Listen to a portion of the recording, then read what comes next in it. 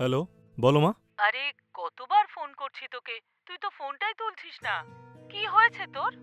মা, গাড়ি চালানোর সময় আমি কোনো ফোনেরই উত্তর দিই না।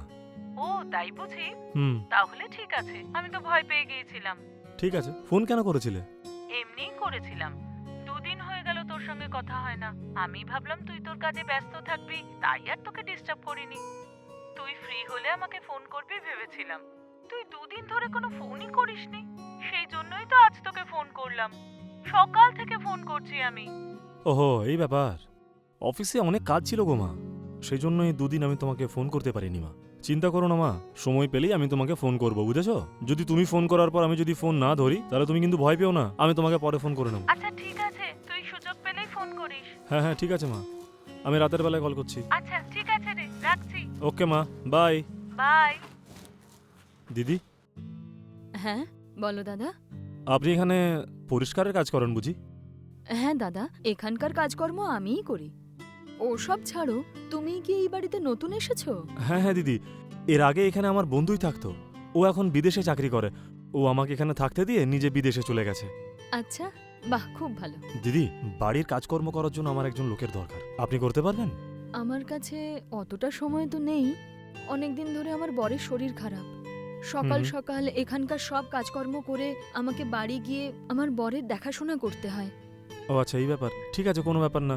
যদি আপনার জানাশোনা কেউ থাকে তাহলে আমাকে অবশ্যই জানাবেন। হ্যাঁ, কেন বলবো না, কেউ থাকলে আমি নিশ্চয়ই বলবো। আচ্ছা ওসব ছাড়ো, তোমার বিয়ে হয়ে গেছে না, তুমি ব্যাচেলার? না, আমি ব্যাচেলার। ব্যাচেলার? বিবাহিত হলে খুব তাড়াতাড়ি কাজের লোক পাওয়া যেত। ব্যাচেলারের বাড়িতে কাজ করার জন্য কাজের মেয়ে পাওয়া খুব মুশকিল। না দিদি, আমি খুবই ভালো ছেলে। সকালে কাজে চলে যাই আর সন্ধ্যেবেলা বাড়ি ফিরি। বাড়ির কাজকর্ম করার জন্য আমার কাছে সময়ই নেই, তাই একজনকে খুঁজছি আমি। আচ্ছা দাদা, যদি কাউকে পাই আমি নিশ্চয়ই বলবো তোমায়। হ্যাঁ ঠিক আছে দিদি। হুম।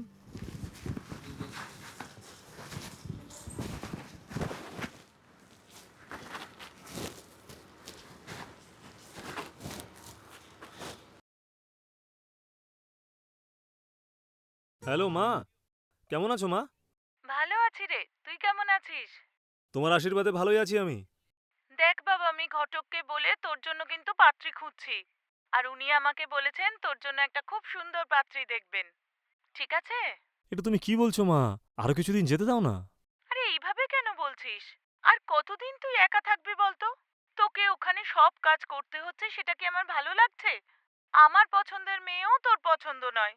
যদি কোনো মেয়েকে ভালোবাসিস তাহলে সেটা বল, তার সঙ্গেই তোর বিয়ে দেব। কিন্তু তুই তো বললি সেরকম কোনো ব্যাপারই নেই। এইভাবে একা একা থাকতে পারবি তুই? মা, আর কিছুদিন যেতে দাও না, আমি নিজেই তোমাকে বলবো।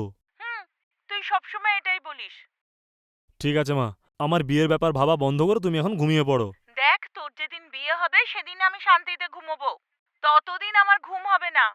শোনো মা, খুব তাড়াতাড়ি আমি তোমাকে একটা ভালো খবর দিতে চলেছি। এখন তুমি ঘুমিয়ে পড়ো তো। ঠিক আছে, তুই যখন বলছিস তখন দেখা যাক। আচ্ছা, ফোন রাখছি আমি। হুম।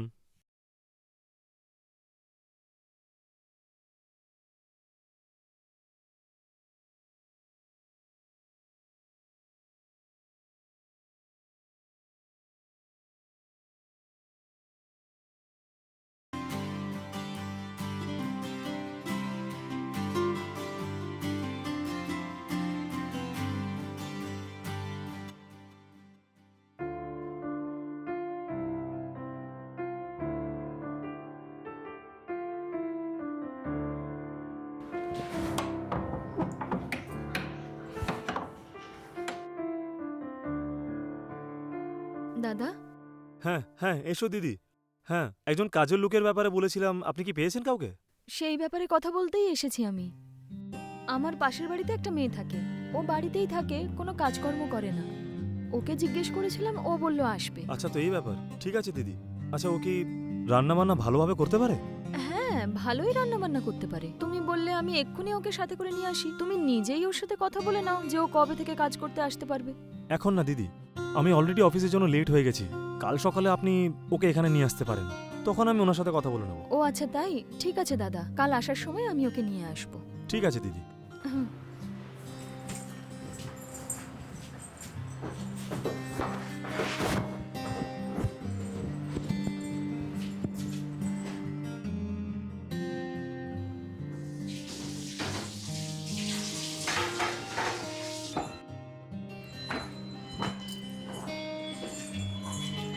ওই দাদার অফিস যাওয়ার সময় হয়ে গেছে, তাড়াতাড়ি গিয়ে কথা বলে নিই।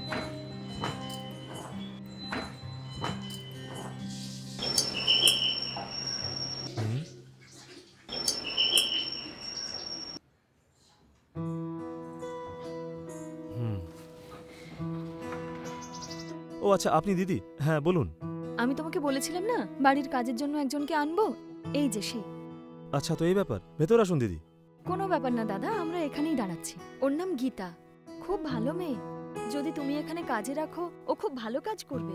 ঠিক আছে দিদি, উনি যদি রাজি হন তাহলে উনি আজ থেকেই কাজ করা শুরু করতে পারেন। আজ নয় দাদা, কাল খুব শুভ দিন। কাল থেকেও তোমার বাড়িতে কাজ করবে, ঠিক আছে?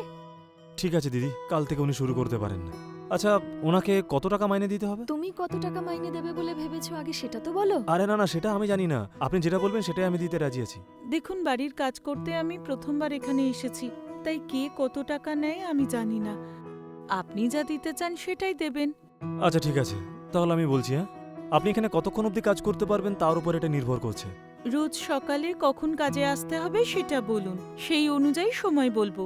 রোজ সকালে আপনি এখানে 7টার সময় এসে কাজ করে বাড়ি চলে যাবেন। আচ্ছা, আপনার বাড়িটা এখান থেকে কত দূর বলুন তো? আমার বাড়ি তো পাশেই, 5 মিনিটেই চলে আসবো। ও আচ্ছা, এই ব্যাপার। তাহলে তো বেশ ভালো। যদি এমনটাই হয় তাহলে আপনি কি সকালের জলখাবার আর রাতের ডিনারটাও বানাতে পারবেন? দুপুরে লাঞ্চটা আমি অফিসেই খাই, সেইটা আপনাকে অবশ্য বানাতে হচ্ছে না। ঠিক আছে, করে দেব। 12,000 টাকা মাইনা দিতে হবে। হ্যাঁ ঠিক আছে, আমি রাজি আছি। ঠিক আছে, আপনি তাহলে কাল থেকেই কাজে আসুন। হ্যাঁ, একটা কথা বলি গীতা, তোর যদি কোনো প্রশ্ন থাকে তাহলে ওনাকে জিজ্ঞেস করে নি। আরে ঠিক আছে দিদি, কাল থেকে আমি কাজে চলে আসব।